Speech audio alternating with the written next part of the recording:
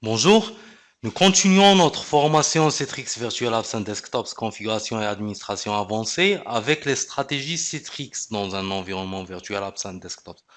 Alors, dans cette vidéo, nous aurons le plan suivant. Nous allons notamment voir quelles seront les finalités des stratégies Citrix, pourquoi on en aurait besoin. On va aussi voir le flux de travail des stratégies, qu'est-ce qu'il faut faire lorsqu'on est en train de configurer une stratégie. On va parler de l'assistant de modélisation, à quoi il va nous servir. Et puis, on va voir aussi les modèles de stratégie, la notion de modèle de stratégie, avant de terminer avec les types de stratégies existants dans un environnement Virtual Apps and Desktops, notamment sur la console Studio ou bien sur notre stratégie Active Directory. Donc, on commence par la finalité de stratégie Citrix. Les stratégies sont là soit pour gérer les connexions. Donc, lorsqu'on dit gérer les connexions, c'est plus par rapport à la partie tout ce qui est en fait tout ce qui est bande passante, qualité de service. Ça peut nous permettre aussi on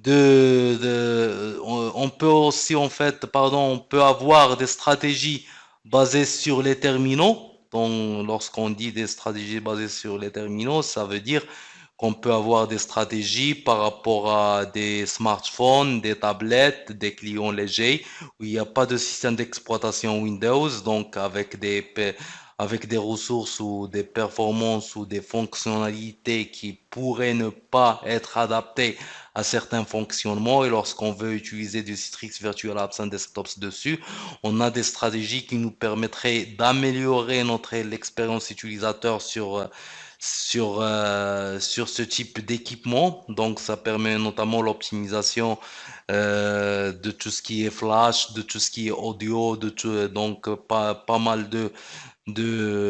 pas mal d'aspects qui existent une session Virtual Apps and Desktop. Ça permet souvent de rediriger certains traitements sur la partie serveur ou bien sur la partie de data center et faire juste de la redirection au niveau du terminal. Donc, un troisième type de stratégie, ça serait les stratégies pour renforcer la sécurité en fait avec Citrix dans la console de stratégie Citrix au niveau de Studio. On peut retrouver un ensemble de stratégies qui pourraient restreindre les accès des utilisateurs et améliorer la sécurité d'un accès utilisateur, d'une session utilisateur sur l'environnement virtuel Apps and Desktops. On a aussi, donc, parmi les finalités d'usage des stratégies, les stratégies pour gérer les profils utilisateurs. En fait, c'est les stratégies pour Citrix Profile Management. En fait, c'est la méthode recommandée, préconisée pour gérer les profils au niveau d'un environnement virtuel Apps and Desktop. Et ça se fait donc avec les stratégies. Donc, lorsqu'on veut configurer une stratégie, on doit suivre le flux suivant. On crée la stratégie, on configure dessus les paramètres donc nécessaires, puis on affecte la stratégie, on exécute un filtre donc sur cette stratégie pour qu'elle soit appliquée uniquement aux objets, machines ou utilisateurs qu'on désire. Et puis, on doit définir l'ordre de priorité de stratégie. On peut avoir plusieurs stratégies. Donc, au niveau de notre console, on doit en définir un ordre. Et puis, à la fin, éventuellement, on devra exécuter l'assistant de modélisation de stratégie de groupe Citrix pour voir est-ce que la stratégie s'exécute en fait sur la session d'un utilisateur ou bien sur un VDA pour lequel on voulait appliquer cette stratégie. Justement, cet assistant de modélisation, qu'est-ce qu'il nous permet de voir? Il nous permet de voir les stratégies Citrix qui sont exécutées dans une session Citrix Citrix, c'est notamment pour savoir est-ce que nos stratégies sont bien appliquées. L'intérêt de cet outil de modélisation des stratégies Citrix pourra exécuter à partir de Citrix Studio, c'est qu'il va nous permettre de vérifier aussi bien les stratégies qui sont configurées au niveau de la console Studio. Vous vous rappelez, ces stratégies-là sont stockées au niveau de la base SQL et aussi avec les stratégies qui sont exécutées au niveau d'Active Directory. On va voir ça dans le lab, on va faire un test, on va créer une stratégie sur Active Directory, une stratégie Citrix sur Active Directory, une autre sur Citrix Studio. On va exécuter cet outil de modélisation pour voir est-ce que ces stratégies-là s'appliquent ou pas. Donc, un autre aspect de la gestion de stratégie dans un environnement virtuel Apps and Desktop, c'est les modèles de stratégie, les templates de stratégie. En fait, au niveau de de la console Studio ou bien au niveau du plugin Citrix sur Active Directory, on peut avoir accès à des templates de stratégie. Il y a des templates prédéfinis, donc de stratégie, notamment des templates pour augmenter la densité d'utilisateurs par serveur, ou bien une template pour optimiser la communication sur un réseau WAN, ainsi de suite. Donc ça, c'est des templates ou bien des modèles prédéfinis. Il y a aussi des modèles qu'on peut créer nous-mêmes. En fait, une stratégie qu'on a déjà créée, on peut la convertir en template. Et le grand intérêt encore, c'est qu'on peut exporter ces templates. Moi, j'utilise souvent cela.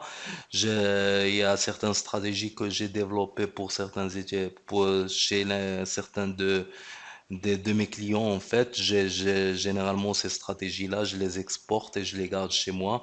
Comme ça, si lorsque je pars chez un autre client, que je détecte un peu que c'est le même besoin, je peux importer ces templates-là et les exécuter directement dans son environnement en apportant les adaptations nécessaires.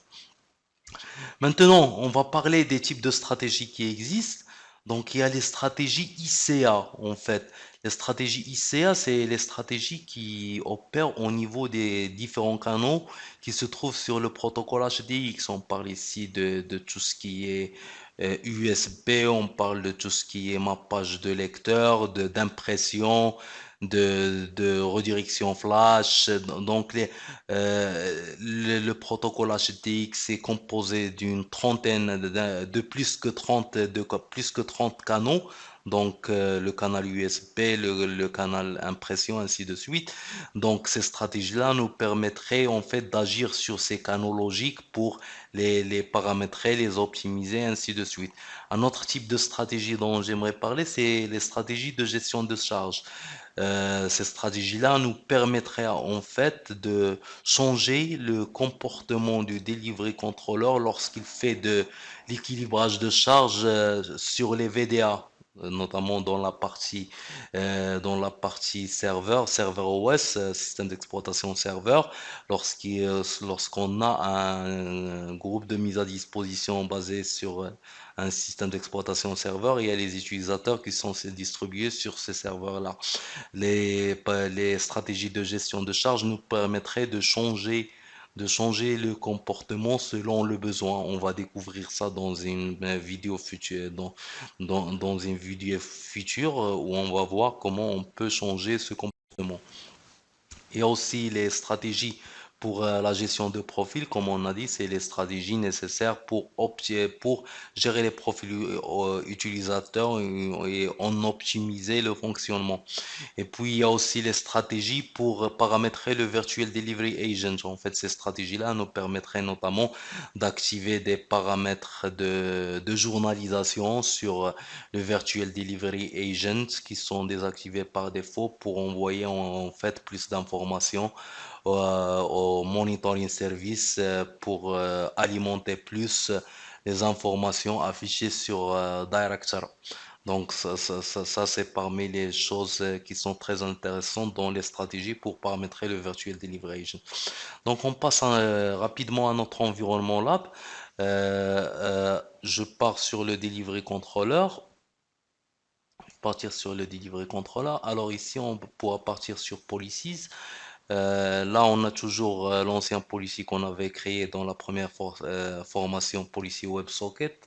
On va la supprimer, donc on va la supprimer parce qu'on n'en a plus besoin.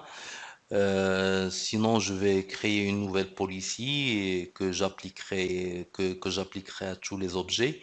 Et j'en profiterai un peu pour dérouler les différentes stratégies que nous avons vues auparavant.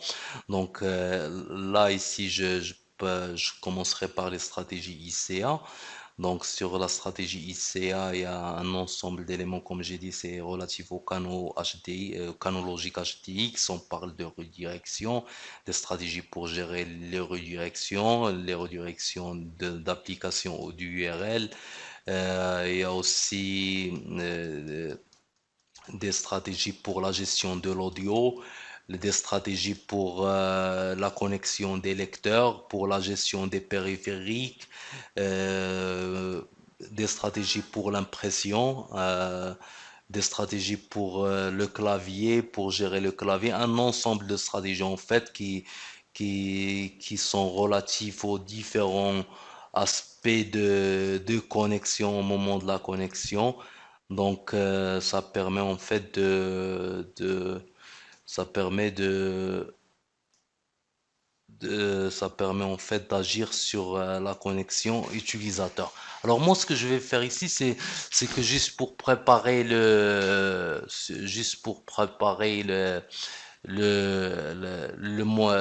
partie modeling, je vais créer des stratégies comme ça au pif, juste pour mettre un peu de paramètres. On peut donc, on va juste créer des stratégies juste pour les voir dans le modeling wizard. Donc,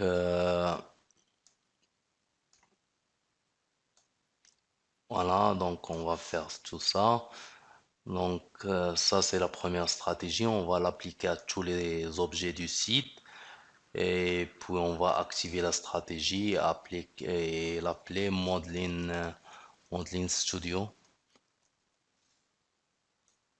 Donc, voilà. Je vais aussi créer une deuxième stratégie. Alors sur cette deuxième stratégie, je vais l'appliquer sur workers. Donc sur ce workers là, je vais créer une stratégie que j'avais appelée Modeling Active Directory. Et sur cette stratégie là, on va aller sur un autre aspect des stratégies. On va pas mettre des paramètres ICA, mais on va mettre des paramètres VDA. Alors, si on part ici, vous vous rappelez qu'on avait installé le plugin dans un lab précédent, le plugin des stratégies Citrix au niveau du contrôleur de domaine. Donc, ça, c'est pour ça qu'on a accès à Citrix Policies ici. Donc, on va faire une nouvelle stratégie. On va mettre une nouvelle stratégie. On va l'appeler Modeling Active Directory. Active Directory. Donc on va faire un next. Alors au niveau de sitting ici, on va choisir un autre type de sitting. On a absolument le même menu que ce qu'on avait auparavant. Donc on va partir sur Virtual Delivery Agent Sitting. Alors sur ce Virtual Delivery Agent Sitting, on a des paramètres du type les contrôleurs. Donc pour le VDA, c'est pour paramétrer le VDA. On a des paramètres du type quels sont les delivery controllers avec lesquels les VDA peuvent s'enregistrer, mais on a aussi des paramètres, comme j'ai dit tout à l'heure, c'est pour envoyer des informations sur l'usage de la CPU chaque 60 secondes par défaut, on va mettre 30, on va changer cela, on va activer ça, Enable Usage CPU, c'est pour envoyer les informations de la CPU régulièrement. On va activer cela aussi, Enable Monitoring of Application Failure, ça permettra d'envoyer des informations sur lorsqu'une application a échoué, n'a pas pu être ouverte. Donc, on a ce type d'information au niveau du virtuel Delivery Agent, c'est pour activer la journalisation, mais aussi c'est pour associer des paramètres comme les delivery controllers sur lesquels les VDA doivent s'enregistrer. Donc on va pas mettre de filtre pour cette stratégie-là. Donc on va la laisser s'appliquer à tout le monde. On doit activer la stratégie. Souvent les gens oublient de cocher cette case et puis la stratégie n'est pas activée. Et là c'est bon, on a une stratégie qui est appliquée sur notre unité d'organisation workers. Alors, donc maintenant, on va partir sur Desktop User. On va ouvrir une session. En fait, on va aller là. On va lancer User 02. Donc, et on va lancer. En fait, on aura besoin d'un utilisateur sur des GMCS. Alors, on lancera le desktop. Donc, le desktop va s'ouvrir forcément sur Servexen AL01. Vous vous rappelez qu'on avait mis un tag au moment lorsqu'on était en train de faire le lab précédent. Donc, c'est AL01. Là, on pourra partir sur les policies. Donc, on va aller sur Modeling. Et puis on va lancer une modélisation. Alors, donc ici, on va spécifier justement l'utilisateur user 1. Alors, c'est user 01. Donc, c'est celui-là. Et puis, on va spécifier aussi la machine AL01. Donc, c'est bon. Alors, et puis on va faire un skip pour le reste. On va lancer le modeling wizard. Alors, l'intérêt de ce modeling wizard par rapport aux outils Microsoft, c'est qu'on va voir aussi bien les stratégies qui sont exécutées avec Citrix Studio que les stratégies qui sont exécutées avec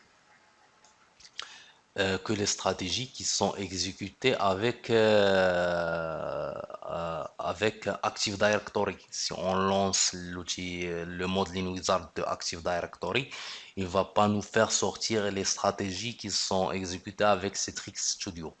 Donc c'est intéressant d'utiliser le Modeling Wizard pour voir quelles sont les différentes stratégies qui sont appliquées sur une session utilisateur. Comme vous le voyez ici, on a récupéré ici tous les paramètres qu'on avait mis aussi bien dans Studio que dans Active Directory. On a ici l'information où est-ce que ce paramètre a été appliqué. Très bien.